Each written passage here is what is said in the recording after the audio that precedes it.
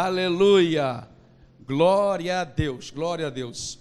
Amado, uma coisa que em particular, para mim, na verdade eu fico maravilhado com respeito à palavra de Deus, é que ela, apesar de ser um livro de princípios inegociáveis, imutáveis, a palavra de Deus também nos apresenta um Deus que nos dá a oportunidade de recomeçar, de reconstruir, de restaurar, de redefinir a nossa vida de acordo com a ótica da palavra de Deus. No livro de Gênesis, no capítulo 28, conta a história de Jacó, ali no versículo 20. Jacó, depois de um encontro maravilhoso com Deus, Jacó teve uma revelação. Sabe o que é ter uma revelação direta de Deus? O cara dormiu e sonhou, e no sonho ele viu uma janela no céu, e nessa janela ele via anjos subindo e descendo na terra. E quando ele acordou, ele teve uma revelação. Ele disse: esta é a casa de Deus, eu não sabia. Aqui tem uma janela e Deus vem se conectar com o homem, Deus vem falar com o homem, Deus vem se revelar ao homem. Jacó descobriu que Deus tem interesse em se comunicar com o homem. E por causa da sua jornada, que ele tinha iniciado uma jornada, quando saiu da casa do seu pai, fugindo do seu irmão Esaú, e por causa desse encontro, Jacó toma uma decisão. Ele fala assim: Senhor, se tu fores comigo nessa jornada que ora inicio, se o Senhor me prover de pão, de sustento, de proteção, de forma que eu volte em segurança para a casa de meu pai, o Senhor será o meu Deus. Então Jacó inicia uma jornada das mais importantes da vida dele, a única jornada da vida dele de fato, porque você só tem uma jornada, querido. Sabia disso? Você precisa redefinir, reconstruir bem a sua jornada. Você precisa colocar fundamentos, princípios na sua jornada, para que você possa ter uma jornada bem-sucedida e que você possa alcançar o alvo almejado. Você está entendendo? Todos nós temos aqui numa jornada. E Jacó foi inteligente. Ele convidou Deus para a jornada dele. Ele fez uma aliança com Deus, dizendo: Deus, se tu fores comigo. Quem aqui quer convidar Deus para a sua jornada de vida? A forma mais inteligente de viver é eu convidar Deus para estar comigo na minha trajetória de vida. Todas as situações que eu passar durante a minha vida aqui na terra, enquanto ainda eu estiver vivendo nesse tabernáculo de carne, eu quero ter experiência com Deus, eu quero ter a proteção de Deus, eu quero ter a direção de Deus, eu quero ter a provisão de Deus. Você está entendendo? Mas isso só vai acontecer, meu querido, se você convidar Deus para a sua jornada. E nós precisamos observar na palavra de Deus e ver os exemplos da palavra de Deus para nos ajudar nessa jornada de vida que nós temos. Aqui nesse ambiente, a grande maioria são jovens iniciando jornada. Uma jornada no trabalho, numa profissão, uma jornada formando uma família, ou trabalhando para formar uma família, ou orando para conseguir alguém para formar uma família, amém? Quem quer formar família aqui diz glória a Deus? Amém? Então nós precisamos aprender dentro da palavra de Deus exemplos que vai nos ajudar a construir essa jornada de vida, a ser bem sucedido em toda e qualquer área. O primeiro exemplo que eu quero compartilhar com vocês é o exemplo de Abraão. Em Gênesis capítulo 13, Abraão passou por uma situação, porque Abraão começou uma jornada. No capítulo 12, ele começou a jornada dele de vida, através do chamado de Deus. Deus chamou Abraão para: Abraão, sai da tua terra, da tua parentela e vai para a terra que eu te mostrarei. Ali iniciou uma jornada com Deus. Abraão convidou Deus para essa jornada. Mas no capítulo 13, a gente vê Abraão chegando para o seu sobrinho Ló, que estava com ele nessa jornada, dizendo assim: ó, toda a terra está diante de ti, você vai escolher, olhe para a direita, olhe para a esquerda, olhe para o oriente, olhe para o ocidente, faça a sua escolha, Ló, porque eu vou fazer a minha depois. Se você escolher o oriente, eu vou para o ocidente. Se você escolher o sul, eu vou para o norte. Se você escolher a direita, eu vou para a esquerda.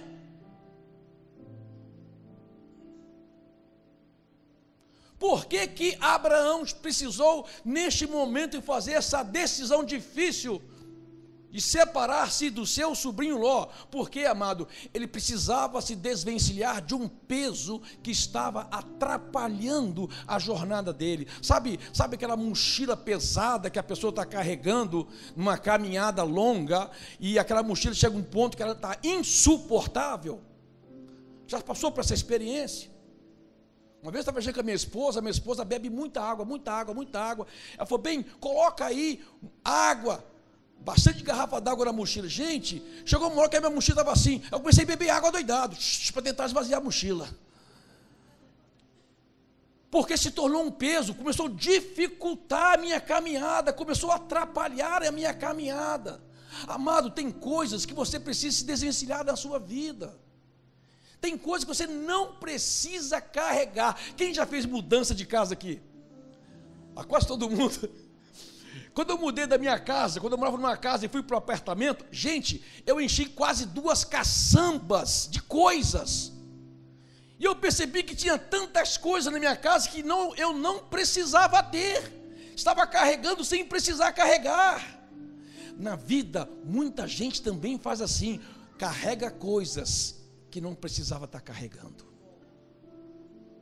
que está atrapalhando você na sua jornada. Você tem que ter sabedoria. O que você está levando com você que você não precisaria levar? O autor de Hebreus, capítulo 12, versículo diz, ele disse: ó, nós que estamos rodeados de tão grande nuvem de testemunhas, deixemos todo o embaraço, peso que nos atrapalham na jornada, de todo o pecado que às vezes nos envolve, e corramos a carreira que nos está proposta. Amado, se desvencilha de coisas na sua vida que vai dificultar a sua jornada, a restauração da sua família, a reconstrução do seu ser, a redefinição da sua vida. Quando nós entramos na igreja, por meio de Jesus Cristo, que é o caminho, a verdade e a vida, amado, começa uma reconstrução de vida, e nessa reconstrução, muitas coisas velhas precisam ficar para trás. Você está entendendo?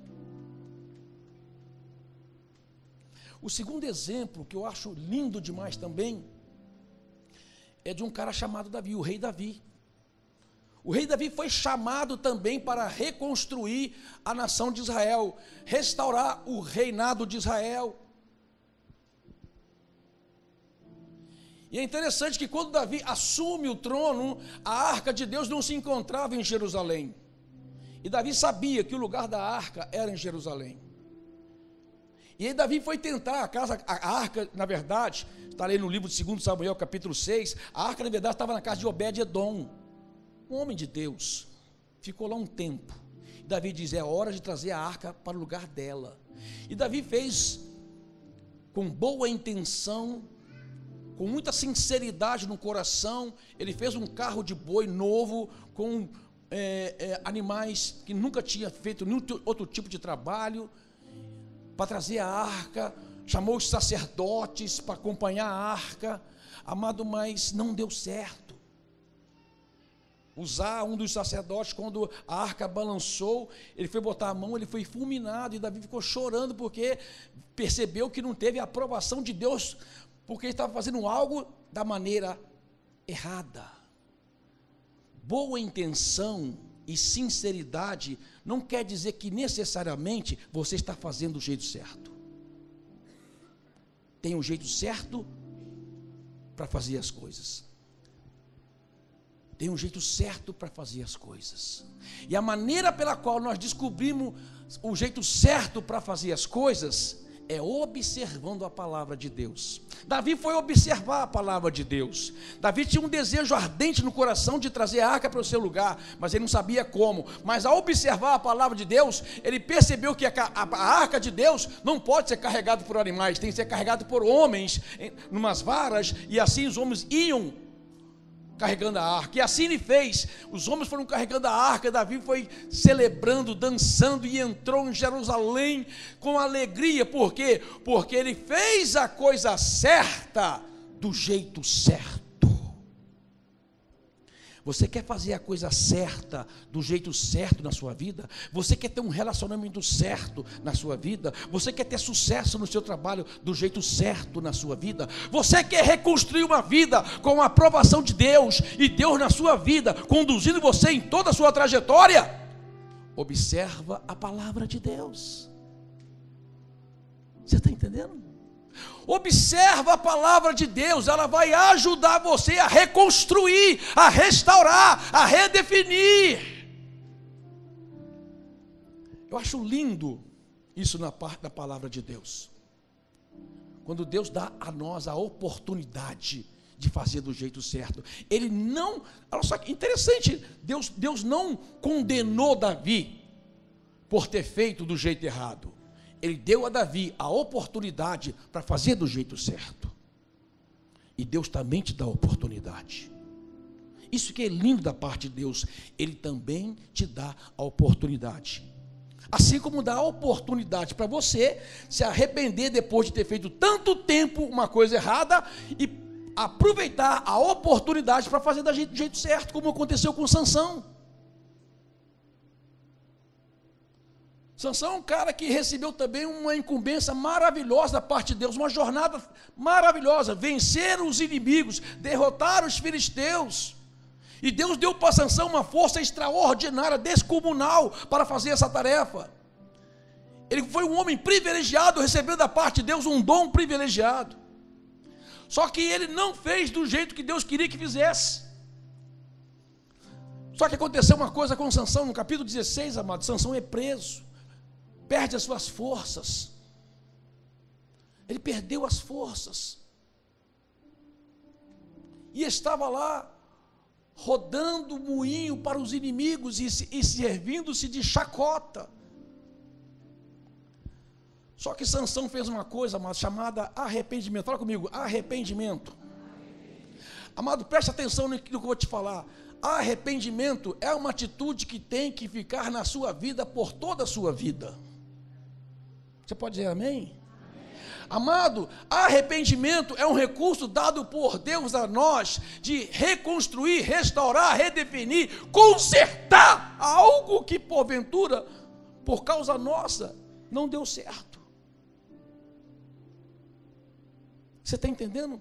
A Bíblia fala que Sansão se arrependeu e orou a Deus, diz: Deus, devolva-me a minha força somente mais esta vez.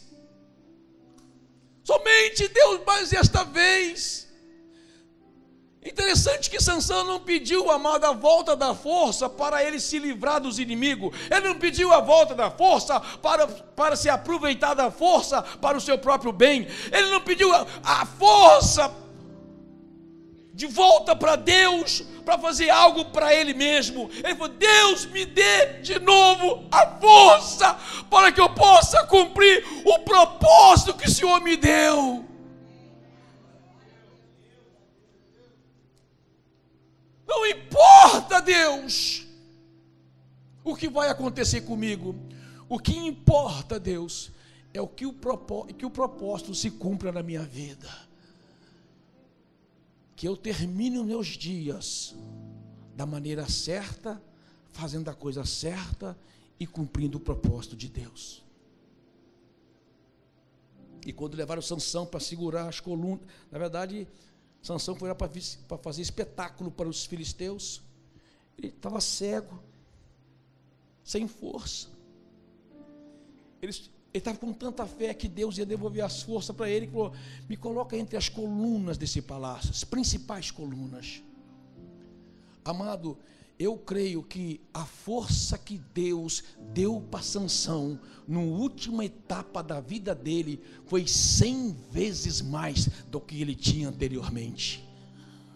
Porque ele removeu colunas que sustentavam uma arena que tinha mais de 1000 príncipes filisteus. E ele empurrou aquelas colunas e disse: que eu morra, mas morra comigo os meus inimigos. Amado, que esta noite todos os inimigos da sua vida morram em nome do Senhor Jesus Cristo.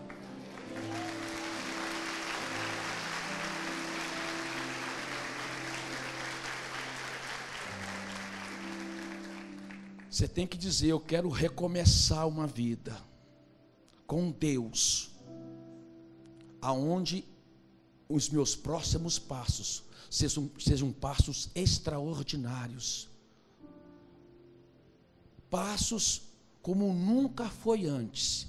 E eu quero dizer profeticamente para você, querido, querida, Deus tem coisa para fazer na sua vida que você nem imagina. Creia nisso. Tem gente que entrou por essas portas tão desanimado, tão entristecido, mas Deus vai fazer coisas novas em você. Um outro exemplo que você precisa aprender para que a sua jornada seja bem sucedida. O apóstolo Paulo, escrevendo aos Filipenses no capítulo 10, a partir do versículo 11, ele diz assim: eu aprendi o segredo de viver contente em toda e qualquer situação.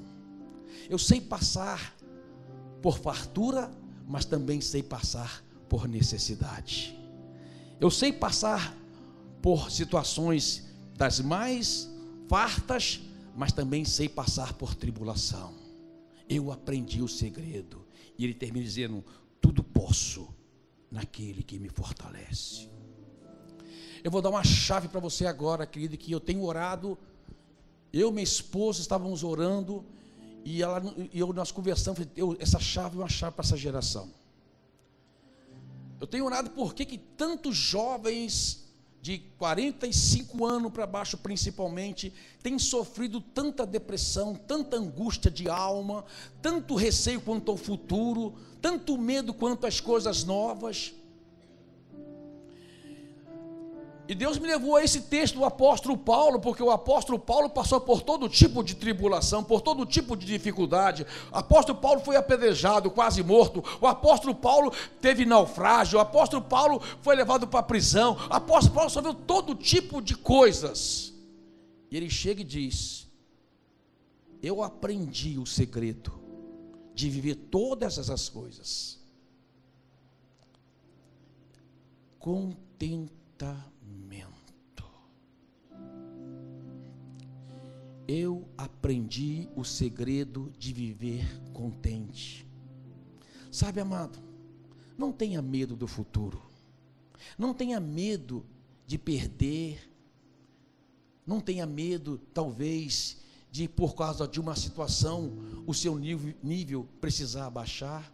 A única coisa que não pode abaixar na sua vida é a sua fé genuína em Cristo Jesus. É você saber que tudo posso naquele que me fortalece. Eu posso todas as coisas naquele que me fortalece. Este é o segredo para viver nos dias de hoje. Contentamento. Eu estou contente. Eu não estou olhando para o que o outro tem e fico amargurado, aflito porque eu não tenho. Eu não estou olhando para o meu vizinho, o tamanho da reforma que fez na casa dele e eu ainda não consegui fazer na minha. Eu não estou olhando para o meu amigo que já trocou de carro e eu não consegui nem comprar ainda o meu. Por quê, amado? Esse descontentamento tem levado muitas pessoas a viver em tristeza, em opressão, em angústia de alma e sofrer depressão. Mas quando você aprende a viver uma vida de contentamento e quando essas coisas não afligem mais você, porque você não são essas coisas, não são essas coisas que definem você. Quem define você é a postura que você tem diante de Deus e saber que Deus é o Senhor da sua vida.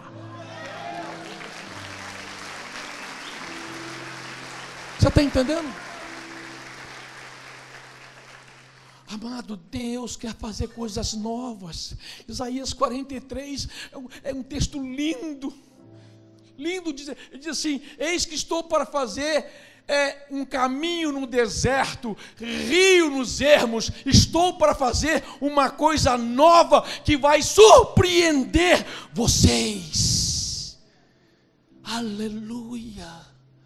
Amado, o nosso Deus é um Deus de coisas novas. O nosso Deus é um Deus de recomeço. O nosso Deus é um Deus que redefine o nosso futuro. O nosso Deus é um Deus de restauração. O nosso Deus é um Deus de reconstrução. Você precisa acreditar na sua trajetória com Ele e chamá-lo para fazer parte da sua vida. Você está entendendo? Uma das passagens que eu fico maravilhado na palavra de Deus é a passagem de Lucas capítulo 15. A parábola do filho pródigo. O filho pródigo retrata a maioria das pessoas que vivem hoje. O filho pródigo retrata aquela pessoa que acha que para ser feliz precisa ter dinheiro para fazer as coisas.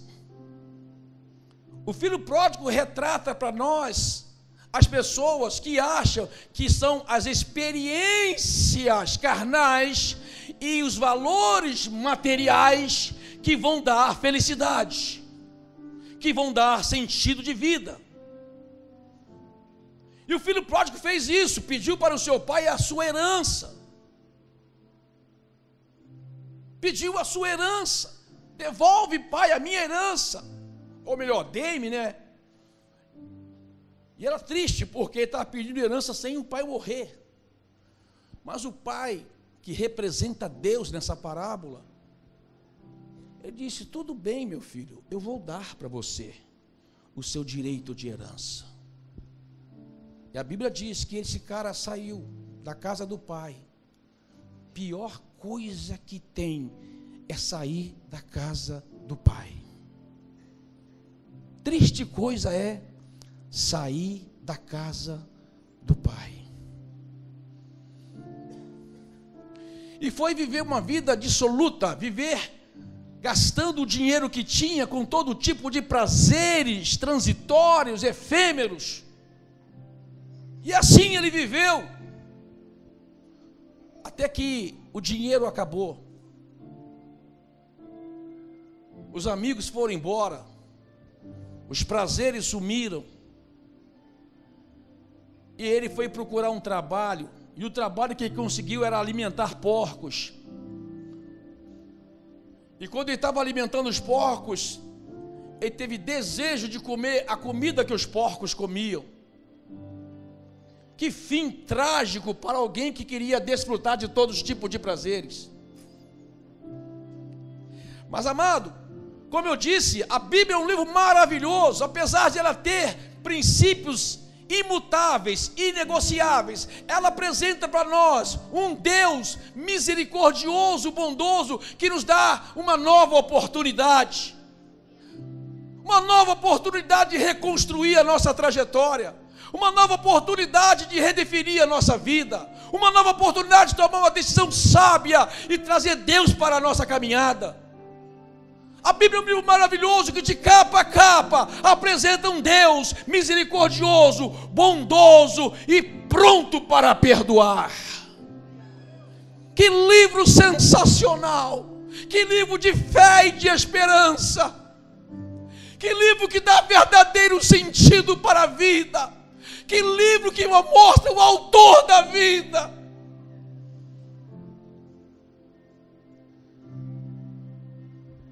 E esse jovem diz assim: quantos trabalhadores da casa de meu pai tem fartura na mesa e eu aqui querendo comer comida de porcos?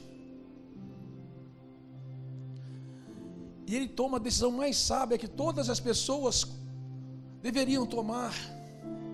Ele disse: voltarei para a casa de meu pai. Uau! voltarei para a casa do meu pai, voltarei para o relacionamento que eu rompi por causa de uma estupidez da minha parte, por causa de um desejo transitório, por causa de algo que eu achava que era permanente, mas não é, que achava que era duradouro, mas não é, porque as coisas desse mundo não são duradouras e não são permanentes. Nada que esse mundo oferece é duradouro e permanente. Ele diz: eu voltarei para a casa do meu pai e vou dizer: pai, pequei contra os céus e pequei também contra ti. Perdoa-me, pai. Não precisa me tratar mais como um filho. Trate-me como um dos seus empregados, que para mim já vai ser um ganho extraordinário. Mas como eu disse, amado, que maravilhoso Deus nós servimos, que bondoso Deus nós servimos, que Deus é esse, que Deus é esse, que pega de volta aquele que desviou, que traz de volta aquele que se perdeu, que abraça aquele que tomou uma decisão errada, que abraça aquele que fez da maneira errada, e que traz de volta, diz: vem, filho meu, eu vou fazer coisas novas na sua vida, eu vou reconstruí-la, eu vou redefini-la, eu vou restaurá-la, eu vou fazer coisas novas em você. Que Deus é este?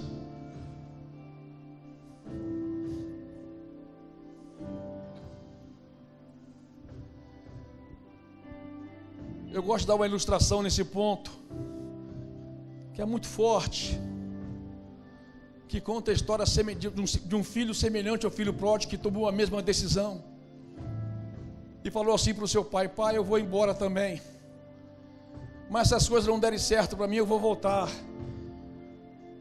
Eu vou passar aqui de trem, a linha passava na frente da sua casa, eu vou passar aqui de trem.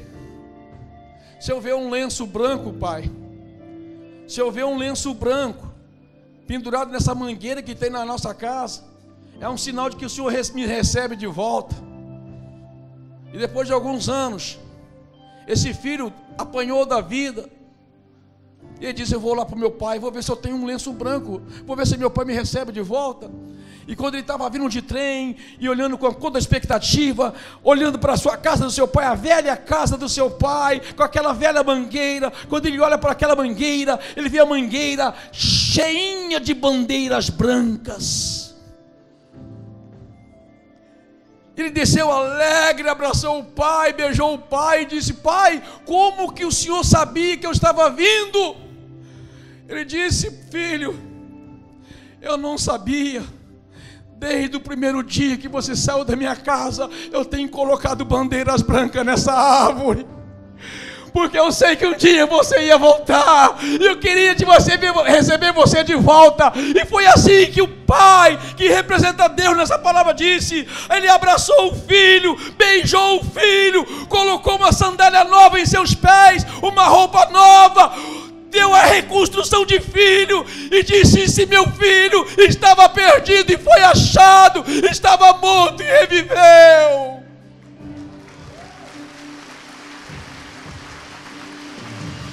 Que Deus é este, que reconstrui, que restaura a sua jornada com Ele. Traga Ele para a sua vida. Traga Ele para a sua jornada. Traga Ele para andar com você todos os passos que você der. Fica de pé no seu lugar, que eu quero orar com você.